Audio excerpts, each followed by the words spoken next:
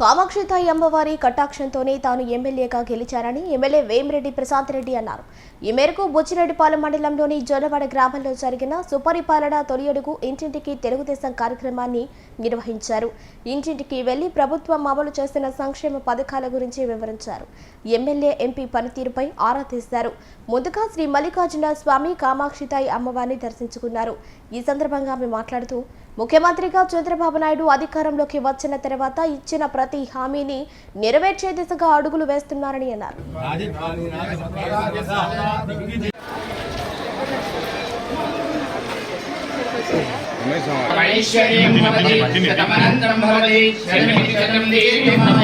సర్వదా దిగ్విజయాభివృద్ధిరస్తు.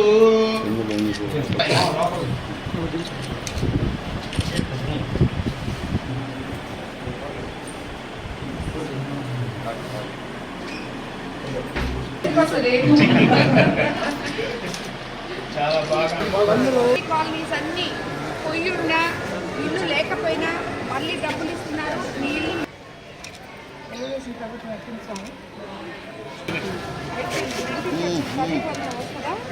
వచ్చిందా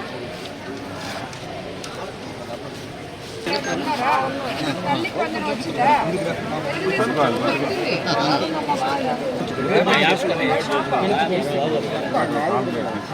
ఎవరికైనా వెళ్ళి వస్తుందా? మనవరాలు ఉన్నారా? సుపరిపాలనలో తొలి అడుగు అనే మహాయజ్ఞమైన కార్యక్రమం తలపెట్టిన మన ముఖ్యమంత్రి గారికి మొదటిగా ధన్యవాదాలు తెలుపుకోవాలి. మనమందరం ఈ రోజు ఇలా ప్రతి గడపకి తిరిగి ప్రజల సమస్యలు తెలుసుకొని ప్రతి ఊర్లో ఏం సమస్యలు ఉన్నాయో చూడడానికి మమ్మల్ని మీ దగ్గరికి పంపించారు. ఈ కార్యక్రమానికి విచ్చేసిన తెలుగుదేశం నాయకులు, కార్యకర్తలు, గ్రామ ప్రజలు అందరికీ కూడా, అధికారులకి అందరికీ కూడా ధన్యవాదాలు తెలుపుకుంటున్నాను. ముఖ్యంగా మనం అధికారంలోకి వచ్చి 13 నెలలు పూర్తిగా వస్తుంది. ఈ 13 నెలల్లో మనం ఏదైతే చంద్రబాబు నాయుడు గారు చెప్పారో చేస్తానని చెప్పి, అభివృద్ధి సంక్షేమము సమపాడుల్లో చేస్తానని చెప్పారో అవన్నీ చేసుకుంటూ ముందుకెళ్తున్నాం. మనం అస్తవ్యస్తంగా ఉన్న ప్రభుత్వ వ్యవస్థని సరిదిద్దుకొని మనం అధికారం రాగానే ల్యాండ్ యాక్ట్ రద్దు చేస్తామని చెప్పాం, రద్దు చేశాం. 4000 పెన్షన్ ప్రతి అవ్వాతాతకి, అదే విధంగా 6000 దివ్యాంగులకి, డిసేబుల్ వాళ్ళకి 15,000 ఇస్తామని చెప్పాం. అదే విధంగా 1వ తేదీ ఆదివారం వస్తే 31వ తేదీ కల్లా అందరికీ పెన్షన్లు అందిస్తున్నాం. అదేవిధంగా దీపం 2 పథకం కింద మనం ఉచిత సిలిండర్లు అందించాం. ఇలాగా మనకి మత్స్యకార తీర ప్రాంత మత్స్యకార ఉన్నది కాబట్టి అందరికీ మత్స్యకార భరోసా అందించడం జరిగింది 10,000 నుంచి 20,000 వరకు. అలాగే అన్నిటికన్నా ముఖ్యంగా ఉచిత ఇసుక ఇస్తామని చెప్పాం, అది ఇచ్చాం. ఎంతో మంది కార్మికులు దీనివల్ల జీవనోపాధి కోల్పోకుండా ఈరోజు తిరిగి నిలబడగలిగారు. అదేవిధంగా మనం అన్నిటికన్నా ముఖ్యంగా తల్లికి వందనం చెప్పాం. ఒక్క బిడ్డ ఉంటే ఒక్క బిడ్డకి, ఇద్దరుంటే ఇద్దరికి, ముగ్గురుంటే ముగ్గురికి, నలుగురుంటే నలుగురికి కూడా చెప్పాం. ఇక్కడ ఎంతో మంది ఈ గ్రామాల్లో తిరుగుతుంటే 3 బిడ్డలున్నారు, 4 బిడ్డలున్నారు, వాళ్ళందరికీ కూడా తల్లికి వందనం రావడం జరిగింది. అదేవిధంగా ఈ తల్లికి వందనం ఎవరికన్నా పడకపోతే, టెక్నికల్ ఇష్యూస్ ఉంటే, ఏ రేషన్ కార్డో లేకో ఆధార్ కార్డో లేకో వాళ్ళకి రావాల్సిన అర్హత ఉండి రావాల్సిన తల్లికి వందనం కానీ పెన్షన్లు కానీ రాని వాళ్ళని సచివాలయం దగ్గర పోయి ఎన్రోల్ చేసుకోమని చెప్తున్నాం. పోలేని వాళ్ళకి అవేర్నెస్ ప్రోగ్రాంలు కండక్ట్ చేసి వాళ్ళ కాలనీల్లోకి సచివాలయం సిబ్బంది, నాయకులు కలిసి వెళ్ళి ప్రతి నాయకుడికి, ప్రతి ఒక్కరికి వాళ్ళ నాయకులు, అధికారులు అనుసంధానమై ప్రతి కాలనీల్లో, ఎస్టీ ఎస్సీ కాలనీల్లో కానీ, బీసీ కాలనీల్లో కానీ అవేర్నెస్ ప్రోగ్రాములు పెట్టి ప్రతి ఇంటికి ప్రభుత్వం ఇస్తున్న అర్హత ఉన్న ప్రతి ఒక్కడికి ప్రభుత్వం ఇస్తున్న పథకాలు అందేలా చూడాలని మిమ్మల్ని అందరినీ నేను కోరుకున్నాను. మనమందరం ఇక్కడ ఎంతో మంది మీ రైతులు ఉన్నాం. అన్నిటికన్నా ముఖ్యంగా తొలి పంటే మనకి మొత్తం గవర్నమెంట్ కొలుసుకొని 24 గంటల లోపల అమ్మాలీలతో సహా మనకి అకౌంట్లో డబ్బులు పడినా వేసిన మొట్టమొదటి ప్రభుత్వం ఇది.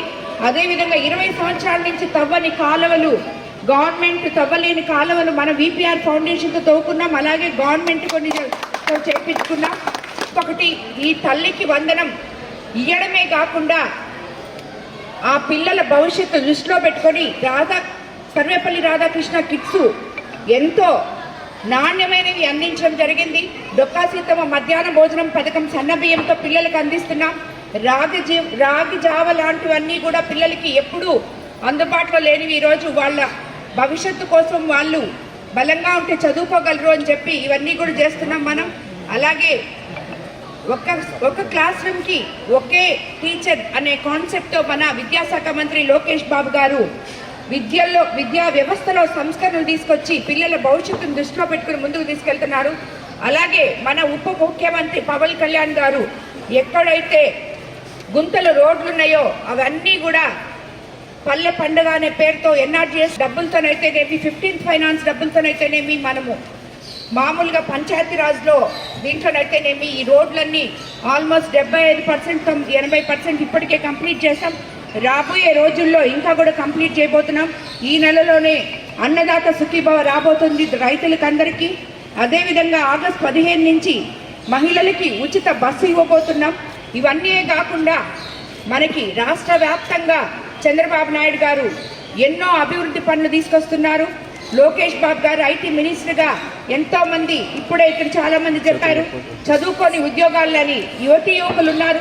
వాళ్ళందరినీ దృష్టిలో పెట్టుకొని ఎన్నో కొత్త కంపెనీలు మనకి తీసుకొచ్చి రాబోయే రోజుల్లో యువతకి ఉద్యోగ అవకాశాలు 20 లక్షలు మనం ప్రామిస్ చేసినాం. అంతకన్నా ఎక్కువగా ఇచ్చే దారిలో ఆయన నడుస్తున్నారు. కాబట్టి ప్రభుత్వం మన అందరికీ మంచి చేయాలని, ఇది మంచి ప్రభుత్వం అని, పేదల ప్రభుత్వం అని, పేదలకి ఏ కష్టం ఉన్నా కూడా ఇంకొకటి ఇళ్ళు అందరికన్నా ముఖ్య సమస్య.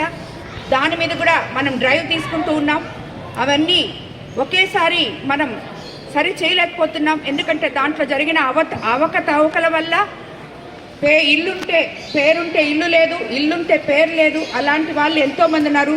బేస్మెంట్ కట్టే వాళ్ళ ఇల్లు ఆగిపోయింది, వాళ్ళకి తిరిగి వేరే ఇల్లు ఇలాం, ఆ బేస్మెంట్ని పైకి లేపలేం.